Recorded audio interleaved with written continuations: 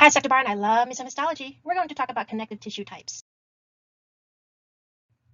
By the end of the session, I want you to be able to describe the general microscopic structure and functions of loose, dense, and reticular types of connective tissue.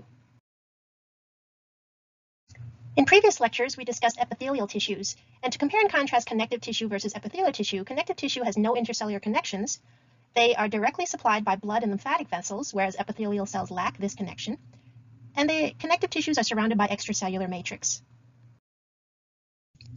There are different types of connective tissue types. One is embryonic or mesenchyme, derived from mesoderm, found commonly in umbilical cord, called Wharton's jelly.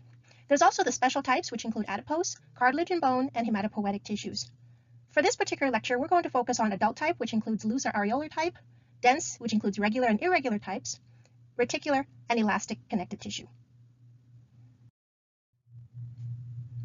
The components of the adult connective tissue include fibroblasts, which are the resident cells. There are also transient or immigrant cells, which may include macrophage, mast cells, plasma cells, and other constituents. Fibers include predominantly collagen and or elastic fibers, reticular fibers, as well as the extracellular matrix. The matrix is comprised of proteinaceous material, which are called collectively as ground substance, and they can include proteoglycans and glycosaminoglycans, as well as glycoproteins.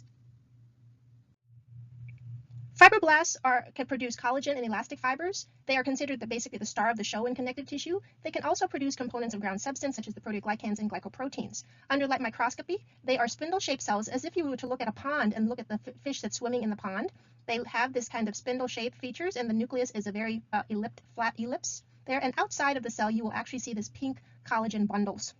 On electron microscopy, inside the cell, you can also see ultrastructurally collagen fibrils that are being produced inside the cell. They are also rich in rough endoplasmic reticulum, as well as the Golgi apparatus. Recall again from cell biology, rough endoplasmic reticulum processes or makes the proteins, and Golgi apparatus also plays a role in protein processing. Loose areolar type of connective tissue implies that there are more cells than fibers. That's why it's loose, because if you're looking at a blanket, it has very thin fibers, and the nuclei, which are the dots in this light microscopy, indicate the cells. So it looks very, very opaque, and not too much meat in this tissue. Composition of the loose connective tissue includes mainly fibroblasts, and there are scattered collagen and elastic fibers thrown about there. Occasionally, you may see some immigrant cells in that area, depending upon the situation. The role of the loose areolar connective tissue is to surround blood vessels and nerves, as well as muscles. With dense regular connective tissue, look at the terminology here. Why is it called dense? And that's because there's a lot more collagen fibers than cell. It's a very thick blanket in a way.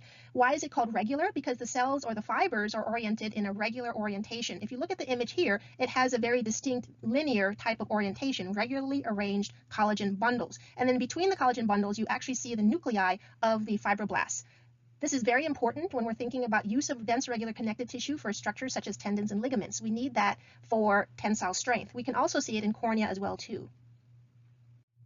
Dense irregular connective tissue is you have more collagen fibers than cells, so again, that is the density of it. However, the fibers are irregularly arranged, so you can see that it almost looks like waves in the sea or the ocean. Compared to before, where it had more linear fashion, you have this processing where there's really no boundaries of the bundles.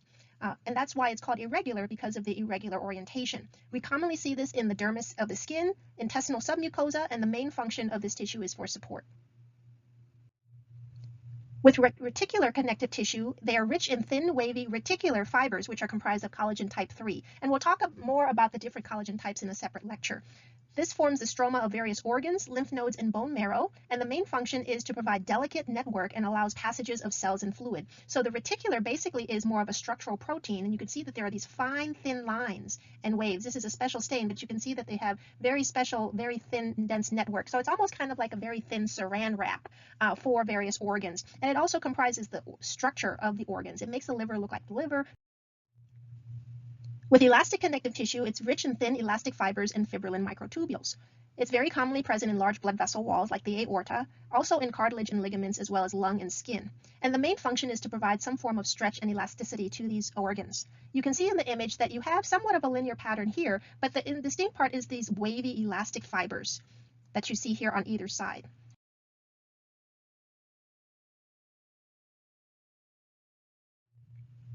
So this is the recap for the lecture, that we've identified various types of connective tissue. We have focused mainly on the adult connective tissue, which are mainly comprised of fibroblasts, extracellular matrix, and occasional immigrant cells. Immigrant cells we'll talk later in a separate lecture. But you can see here again the brief list of loose, dense regular, dense irregular, reticular, and elastic fibers that you should be mindful of for the sake of future exams. On that note, please contact me if you have any questions or comments, and I will see you at the next lecture. Thank you. Bye!